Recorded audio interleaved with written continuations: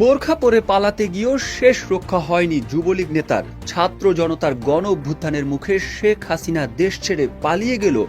এমন ভয়াবহ বিপদে পড়েছেন আওয়ামী রাজত্বের মন্ত্রী, এমপি এবং আওয়ামী নেতাকর্মীরা।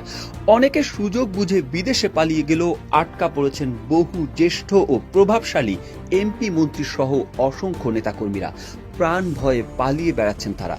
গত 5 আগস্ট প্রধানমন্ত্রীর পদ থেকে পদত্যাগ করার পর সামরিক হেলিকপ্টারে করে ভারতের উদ্দেশ্যে বোন শেখ রেহানাকে নিয়ে পাড়ি জমান শেখ হাসিনা। তার তাৎক্ষণিক সিদ্ধান্তে অনেক মন্ত্রী, এমপি দেশ ছাড়তে না পেরে দেশেই ঘা ঢাকা দেন।